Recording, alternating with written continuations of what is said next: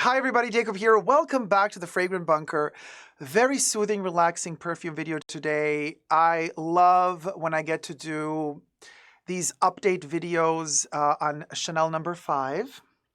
And today we're going to do a really nice talk, chit-chat, refill of the Extrait of Chanel No. 5. Look at that little spray refill, 7.5 ml Parfum. And in this little satchel, yes, I carry my refillable bottle always in the satchel so it never gets scratched because it is lacquered metal, this beautiful little jewel of a perfume. It's empty. I use it a lot. So whenever it's time to refill it, I film the refill of the situation just to kind of give an update on the evolution of Chanel No. 5, my feelings about it, because this is one of my favorite perfumes of all time. So there's something beautiful that I want to kind of preserve for posterity in a video. Every time I refill it, I want to film it. So if you wish to join this journey and a little conversation about Chanel No. 5 Extrait, kind of like an update review, but also a little bit of a chit chat, then stay tuned. But first, subscribe to my channel. You can push the notification bell to get notified every time I post a new video. You can also follow me on Patreon, superdacob, all spelled together, for extra perks there. So thank you to my patrons who have pledged. I live stream several times a week on my main superdacob channel. Go follow me there as well for special stuff like this. And I have my co-chatters on the sidebar. Hi, co-chatters. So let's get straight to it. So this is very similar to Chanel's lipsticks. That's kind of the idea. That's the container. It's a bit bigger than Chanel lipsticks. And you do have, sorry, I'm using a green screen here. So obviously everything that reflects green appears transparent. But this is gold. And it's a very tiny little spray bottle. So as you can see, there's there's only a couple of droplets left in here in this refillable bottle. And the problem is that the sprayer kind of did not go to the side of the bottle, but it's literally cut in the middle. So it ends here, not at the side. So I cannot, for the love of me, get the last couple of droplets out, and it's driving me insane. So we're going to try to do that first before we open up the new refill, the full bottle. And I'm just going to kind of shake it to try to get... I'm getting little tiny squirts of it out, but... yeah, you see, it's still... oh my gosh, it smells so divine. There's still a little bit of the juice left, so obviously...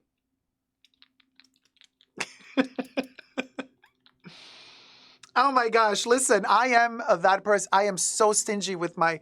I'm not going to throw this away. This droplet that's left, I'm going to find a way to get it out. But I got a little bit of it out. So we're not going to throw this away, obviously. And even if it's empty, I still preserve these. I never throw these away. So I do stock up whenever I find, by chance, any place on earth that does sell these. Sometimes they go on discount, rarely, but when they do, I stock up. So the batch code that I have here is 6301. And, oh my God, it smells divine. And the batch that we're going to open together here is right down there. There, it's also a 6301. So this is 4 years old now. And here goes. The ritual of unboxing the Extrait of Chanel No. 5 is always very special to me. Very special to me. Oh, wait. Somebody's asking in the chat, the gold cap won't come off? No. The sprayer does not come off. No. You always get a new bottle with the little spray nozzle on it. And you're about to see it in just a second.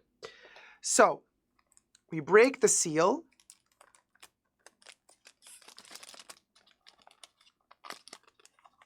Oh my gosh. I love this little container. So this is the refill, not the refillable No. 5, right? If you buy this glass, metal lacquered extra bit it's going to cost you. I think, I don't know, $30 or $40 more, you know, but then once you have it, you don't have to repurchase, but that's really expensive. So the inside has that infamous Chanel leaflet that we're going to get to right away. So the leaflet describes to us, just in case we didn't know how to change the bottle. Oh, I love these Chanel illustrations, and they're doing less and less of these because like they're trying to print less paper. And before you know it, they're probably not going to be inserting these little instruction leaflets into their special pieces. So unfortunately, this might be one of the last few printed out on paper, because now they're going all into like scanning stuff, seeing online how it's done in order to not use paper as much. So step number 1 right here, you take the lid off. Duh. Step number 2, you pull that little refillable bottle out. Step number 3, you are inserting the new full bottle in. And step number 4, put the lid back on, and we'll go, we'll go. It says we'll go, we'll go. So I don't know. There's just something so nostalgic and beautiful about these little designs, and how useless they are, but at the same time, I love them. They're like little art pieces. I want to frame these, you know. So anyway, and then inside we do have the kind of softer little paper to just protect the glass bottle so it doesn't, you know, fly around in that little box. And this is how it's preserved in there. So let me take the foliage off.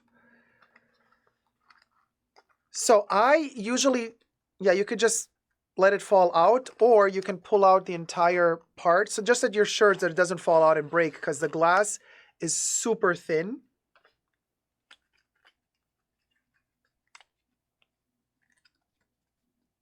And there it is. The birth of a new Chanel No. 5 Extrait. And I love making these videos and just showing every time I kind of refill my spray Extrait, which coincidentally is my favorite version of the Chanel No. 5. So my favorite Chanel No. 5 concentration is the Parfum, but of the Parfum, my favorite is the spray version. I prefer the spray to the splash, personally, okay? So I know this one doesn't get a lot of love. It's really expensive. It's over $100, but yeah, this thing is like $100. It's a lot of money.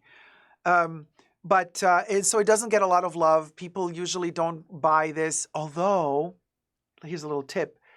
This size, 7.5 mil, is cheaper in spray than in splash form. So if you're going to buy the splash bottle, they're going to charge you more than they're going to charge you for this. So there's a little tip. It's the same amount of liquid. You're paying less per milliliter. So as you can see, it does come with a little golden spray nozzle. And now we have this container here.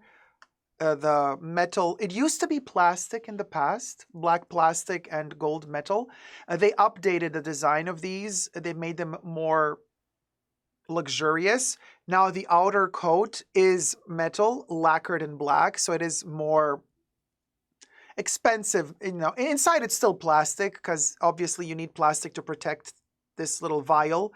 Very, very thin glass. This can break very easily. So inside it has that coating of plastic to protect the little vial.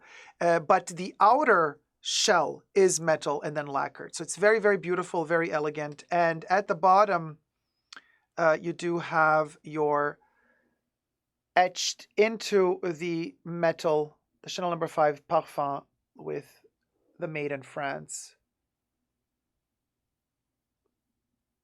logo right there.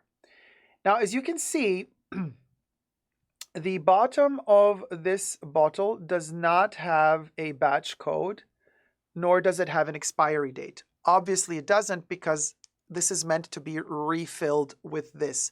So obviously, there's no batch code on the container, which you're supposed to always utilize and fill in with the new ones. But the vials have a batch code on them, kind of laser cut in there or etched in there. It's really hard to see. You see it a little bit. There it is, the 6301 right up there. Sometimes you're going to find them back here.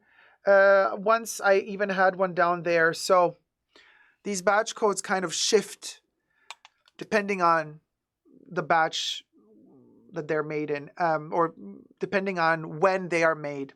Now, here's a really, really interesting note. The Chanel No. 5 Parfum is the only concentration of Chanel No. 5 that actually has the Mayflower, the May rose, and the Grasse jasmine, both from Grasse. The Grasse jasmine and the Grasse May rose. From the fields that Chanel co-owns, there's not enough of those flowers to utilize for all of their concentrations, for the eau de toilette, the eau de parfum, eau première, and l'eau. The Grasse fields of May roses and jasmines are exclusively used only for the extrait. Very, very, very special. Very special. Yes, No. 5 has gone through several reformulations since 1921 when it was first launched. It just celebrated its 100th birthday back in 2021. By the way, thumb up the video if you're enjoying it. It means the world to me. And subscribe. And so even though, and I know a lot of people say, oh, you know, it used to smell so much different. I think Chanel is doing a great job at preserving the DNA of Chanel No. 5. At least Chanel No. 5. The extrait in particular, there's something about the extrait, and the more it ages and the more beautiful it gets. So let's spray the brand new, you know, the one that did not have all the oxygen filtering through it. It was sealed until now. Oh my gosh, super excited. Here goes.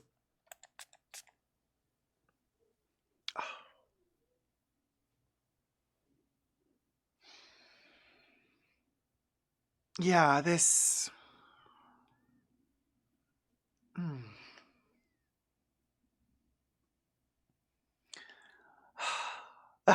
It soothes me, it calms me, it relaxes me, and it's so beautiful. I mean, those aldehydes hit you, okay? And they're intense, and they're all over the place, and they're soapy, and then, but don't worry. It's really, really, really intense in the beginning. Don't let it shock you. I did 2 sprays. You don't need 2 sprays. 1 is enough. And usually in the chest area, more lower here than up there. Usually down here is where you should do it. But for the sake of this video, I'm doing it here. 1 spray is enough.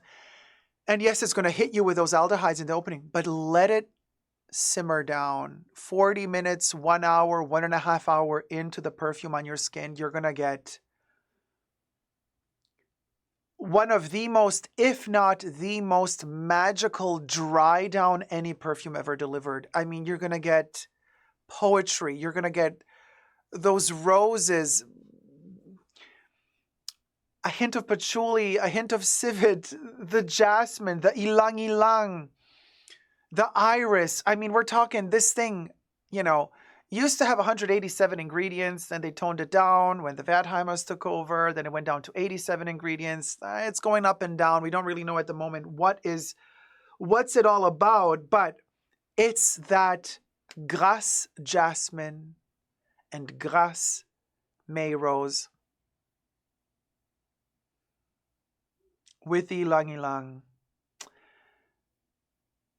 Ernest Beau is the nose behind Chanel No. 5. Now, I have reviewed this fragrance in this concentration many a times, and I am never going to tire of reviewing it, and just because I'm evolving, I'm aging, I'm different all the time. So as I'm changing, my perception of the perfume is different. I have other things to add about it. relatively new discovery when it comes to reviews and interviews, very rare, that have been executed with Ernest Beau, have revealed that he had snow in mind when he was composing Chanel No. 5.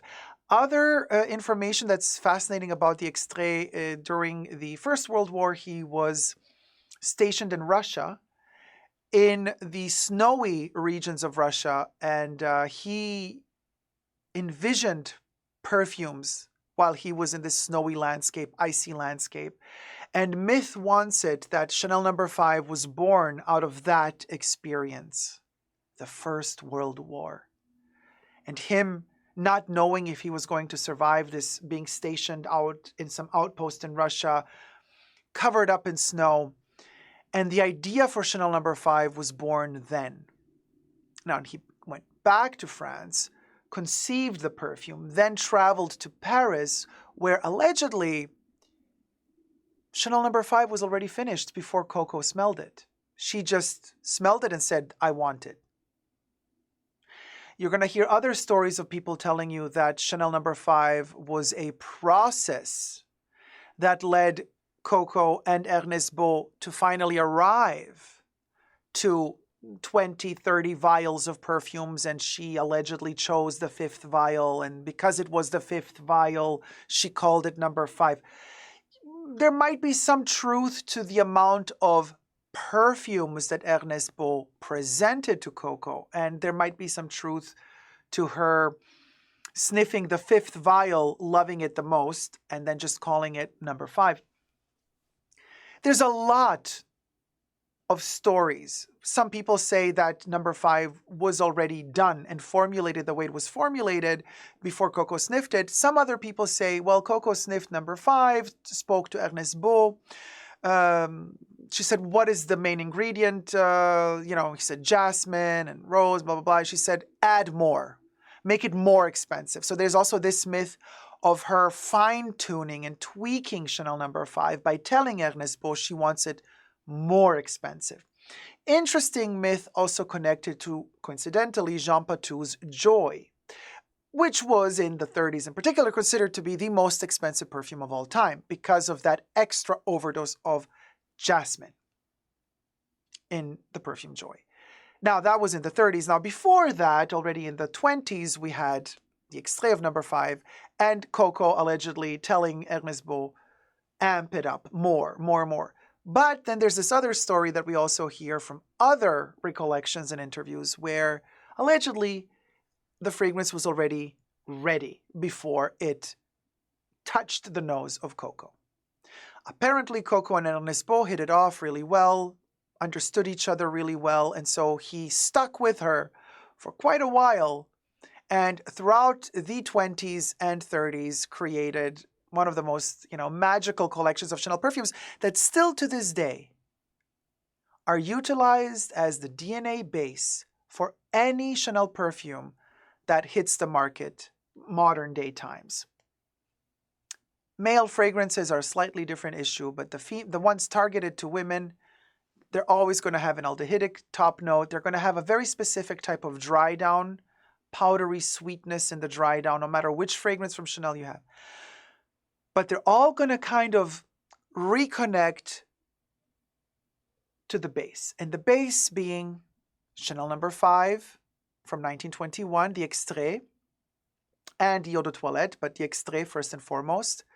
And then what we have still left today in production from the 20s, Bois des Îles, Gardenia, Cuir des Russes, and the magical and mystical Chanel No. 22. Chanel No. 22, which was coincidentally also in that set that was allegedly presented to Coco. By the way, everything I say in this video is for entertainment purposes only, not rooted in truths or facts. Everything's alleged and just my opinion.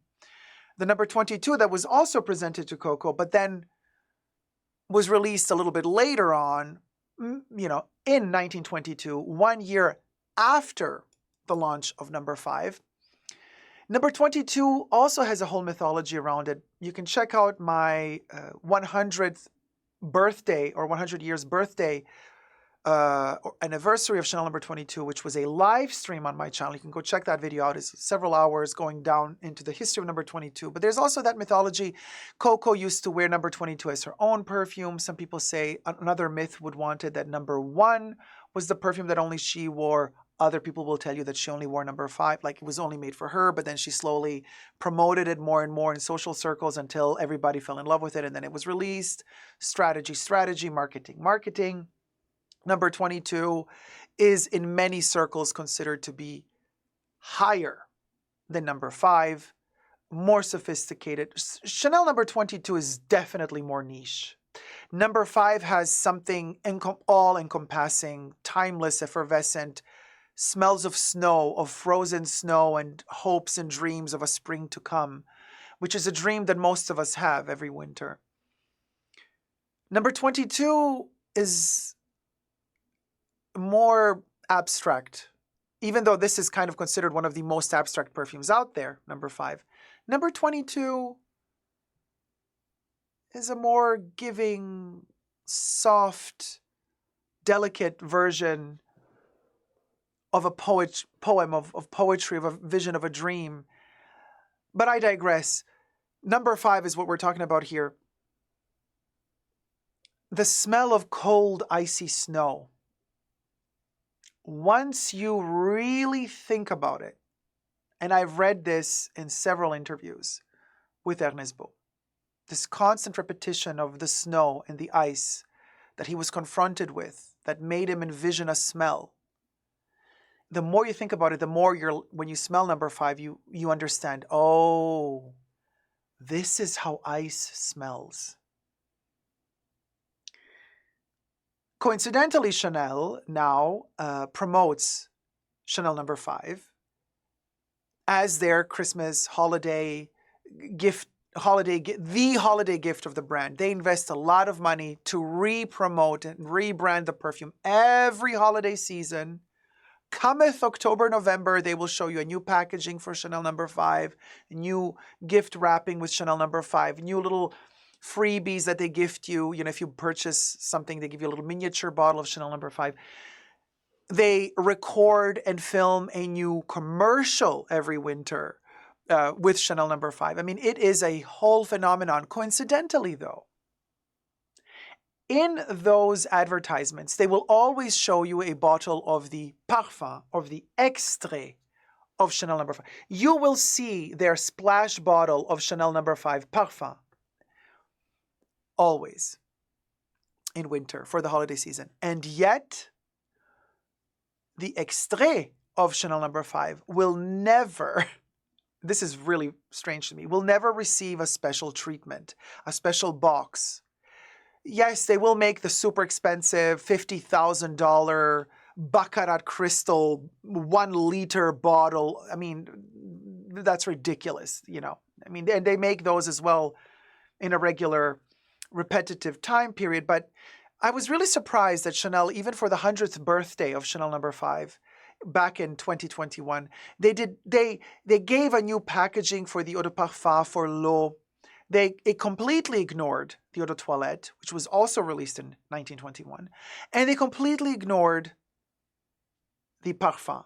They gave it a 2021 numbered limited edition Baccarat crystal, like I said, for tens of thousands of dollars. They gave it that treatment, but they didn't give it the treatment for the masses. They didn't give it a special box, you know, to the 7.5 mil.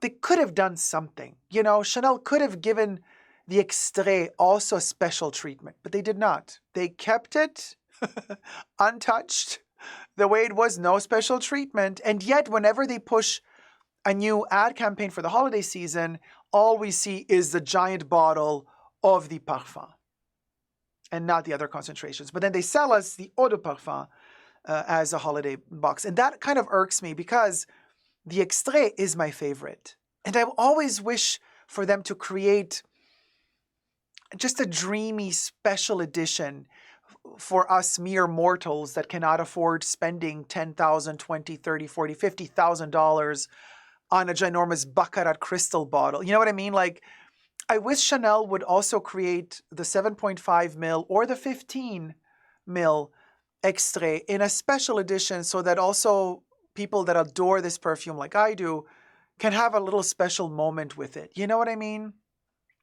So that's kind of the only thing that I'm a little bit disappointed with when it comes to Chanel and number 5. But for the rest, I love it.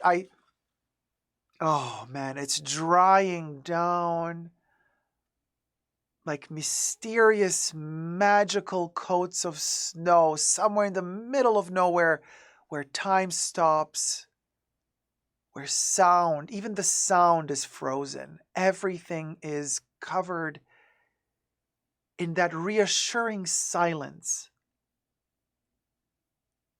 That type of silence that tells you life is just about to burst as soon as winter is over. And you got to hold on another day until that hope comes to life. It is magical. Magical. Oh, I shivers down my spine. When Coco Chanel, and here we get to that territory where a lot of people say, she was a collaborator with the Germans. All rumors and gossip that was debunked. So before you embarrass yourself in the comment section and try to say something stupid, go check out my video on my main superdacob YouTube channel about the 5 books to read on Coco Chanel, in which you have declassified documents from both British armies and governments as well as French that prove her innocence. Period. As the Second World War, as the occupation of France happened, and while people like Elsa Schiaparelli and Cartier were still selling their stuff to the Germans, Cartier was selling its jewelry to all the high-ranking officers. Nobody seems to care about that. What did Coco do? She said, I'm not going to sell to these people. I will not make clothes for them. The German rules and regulations stipulated if you were going to make fashion still during the occupation, it's a war. So producing raw materials, cloth for clothing, everything was first and foremost supplemented to the military. So you had very little stuff to work with to create fashion, but it had to be first and foremost sold to Germans. She was the first one to say, one of the first to say, I'm not going to do this. And she kept her word. Unlike other designers, Coco Chanel closed her fashion ateliers as the Germans occupied Paris, and she left Paris. Throughout the entire war, she never reopened her ateliers. She never started making clothes. She did not want to make clothes for them. Unlike other designers who did. But she did come back to Paris because she needed to go back to her home. And she said, I want to go back to the Ritz, to my place. She never got her suite back. Germans occupied her suite. She got a tiny room close to the workers' and servants' quarters. Tiny, tiny little room, which she stayed in till her dying day, even after the war. She never went back to the big suite. She always kept that tiny little room. But she said one thing in one of the biographies, in one of the many beautiful biographies written about her. It took her days to travel back to Paris. And when she got back to Paris, filthy, unwashed, everything, she said, before I talk to anybody at the Ritz and ask if I can stay there, I have to clean myself up. I have to wear a perfume. Because if you are ever in need of anything and you have to ask for help, look your finest, dress your best, and smell like you deserve it. Out of respect for the person you're asking for help, but also to show them that you have your dignity, that you're dignified, so they mess with you less than they would if you appeared in front of them as if you were already falling apart. She pulled herself together, cleaned herself up, sprayed some perfume, and went to the Ritz. Because she has already been at the Ritz before the war for many years, they did not just send her away. They said, but the Germans occupied all of the important rooms. The best we can do is give you the servers' quarters up under the roof somewhere. She said, fine. And that's that. The rest is history. A lot of that history is gossip and lies. And there's a very few tidbits of history that are actually true. Number 5 is one of those testaments of one of the most important chapters in Coco's life and history. Chanel No. 5, the Extrait, tells a story. And as long as the Maison Chanel preserves the Extrait of Chanel No. 5, that story will also remain preserved.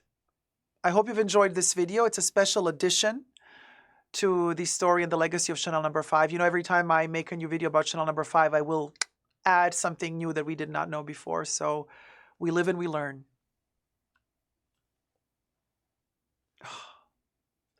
Magic. I hope you've enjoyed this video. Thumb it up if you have, subscribe, and until next time, never forget to never give up on perfume love. Bye.